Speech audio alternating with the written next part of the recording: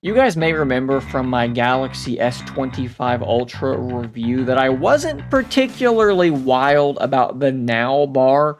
Placing any information on my lock screen is basically making it immediately useless to me because I just don't look at my lock screen.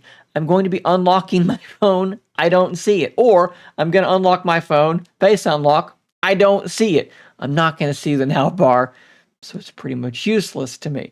But what you maybe don't know is that there's more to it than just the now bar, just what's on your lock screen. Samsung actually has implemented a couple more things that look a lot like what Google is implementing with Android 16, something that they are calling live updates. So in this video, what I want to quickly do is show you this video that was done by Android Authority, kind of demoing this new live updates thing. And we're going to compare it and contrast it against what Samsung already delivered with One UI 7. So let me first just show you what the now bar looks like so that you have an idea about that. So we're just going to jump into the clock. This is the simplest way to demo it. We're going to click on start for a stopwatch. And now if I lock my screen and then unlock it without allowing my face unlock to see my face, you can see down here at the bottom that this activity is being continued. I can click on it and expand it. If I click on it again,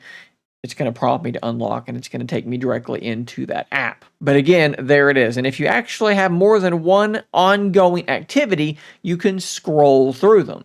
But it's more than just that, like I mentioned. Let's go into our device and you can see up here at the top left, there's this little pill existing up there that shows me the same basic information. If I click on it, hey, it expands out and shows me a larger view, an expanded view, duh. Depending on the app, you may even have controls inside this little pill as well, the ability to pause or then stop this timer. Now for me, this little pill that can expand, it can kind of give you quick glanceable information on any screen that I'm in. If I'm in another application, it's still there.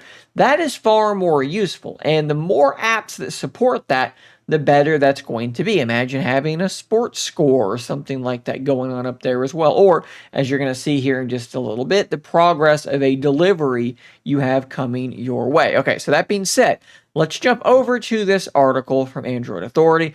And what they have here is a demo app that basically gives the signal that there is a delivery coming towards them. And this is going to show you exactly what this is going to look like. You can see right up there exactly the same as what we are talking about. You have a little pill that shows you the progress of this activity. If we play forward and he taps on it, it expands it out into a larger notification. This is, again, very, very, very similar to what we have on these Samsung devices, although Samsung has given it their own flair because it looks like their notifications. It's in that new pill shape.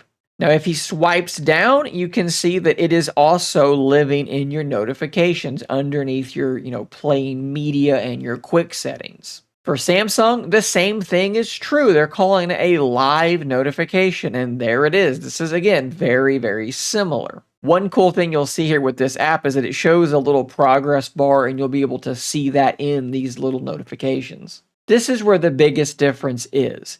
On the always on display, you can still see that this is happening and it's right there below your other information. Now, for whatever reason in that video, they don't actually unlock it. They leave it on the always on display, so you can't see exactly what it's going to look like there, but I would imagine it looks very similar to how it looks on the always on display. The big difference there is that we have it in this now bar all the way down at the bottom. But as you can see, this is very, very similar to what Samsung has delivered with One UI 7 and their now bar.